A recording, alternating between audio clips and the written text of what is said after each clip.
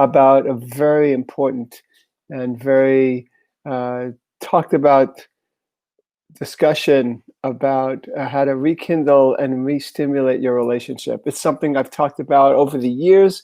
Over my 38 years, I would say there's nothing that's more important to me than having people rekindle their love relationship, their intimate relationship.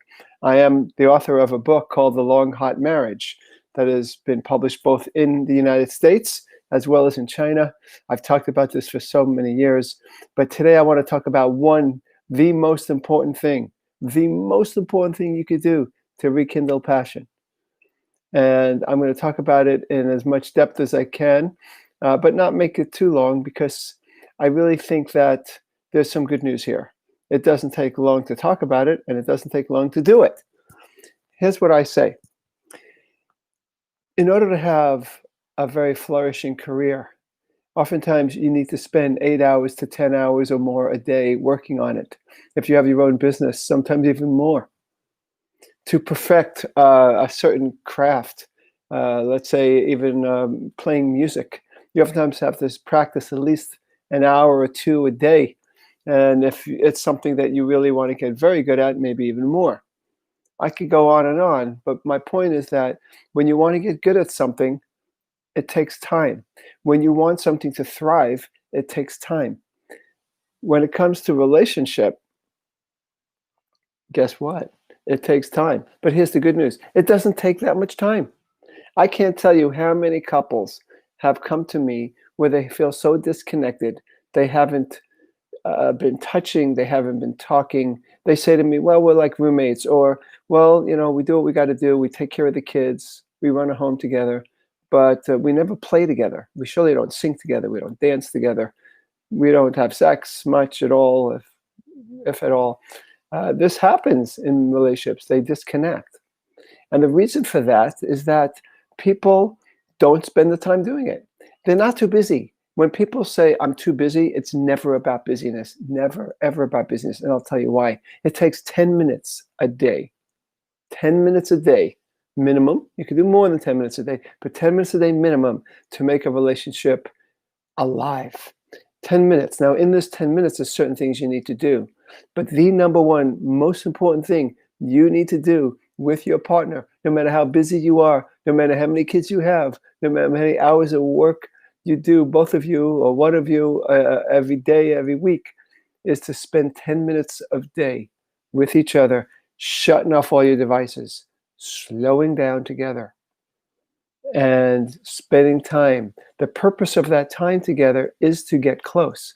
It is not to figure out what to do on your next vacation or which house that we want to buy. Those are all very important. But during these 10 minutes, this is all about intimacy. This is about all into me, you see it, and into you, I see you. And in order to do that, we need to slow down. We need to get curious. One of my favorite couples words, curiosity. You get curious about each other.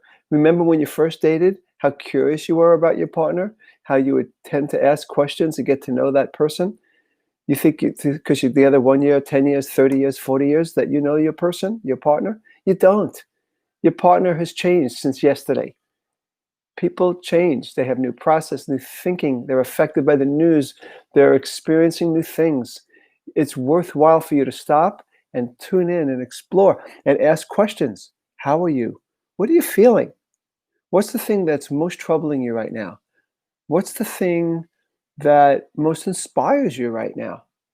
That's one way of connecting, through words. You schedule time for 10 minutes every day.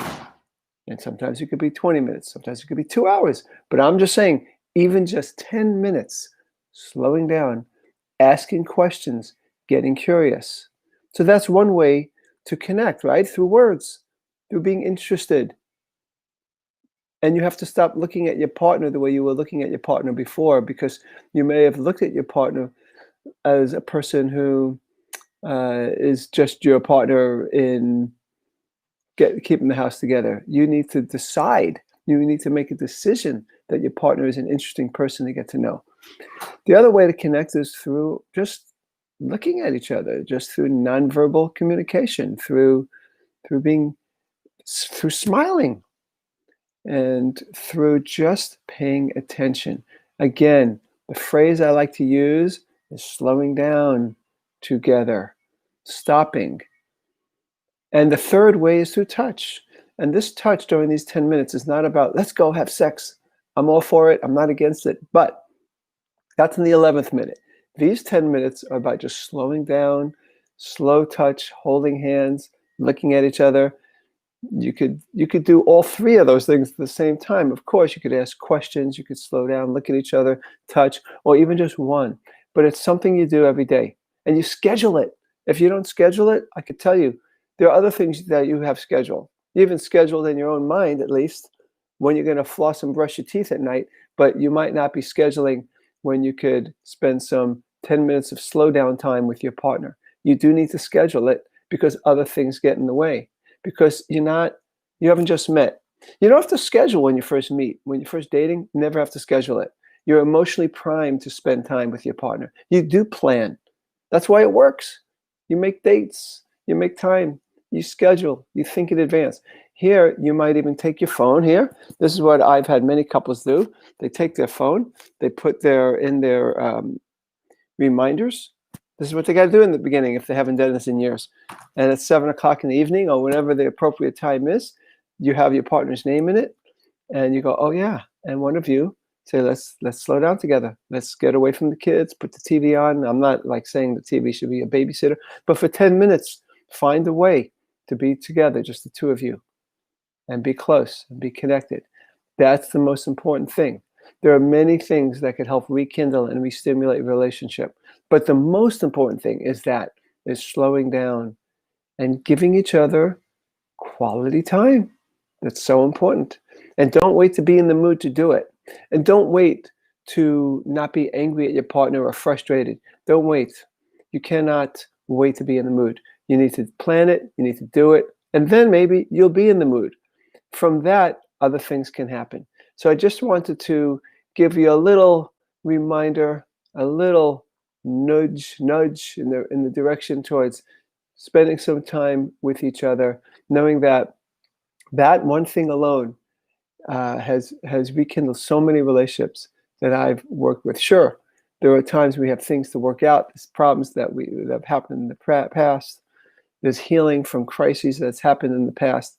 But for all of us, whether there's been a crisis or not, spending those 10 minutes of quality time every day, scheduled quality time, where you connect through words, through touch, through nonverbal eye contact, communication, that's your ticket.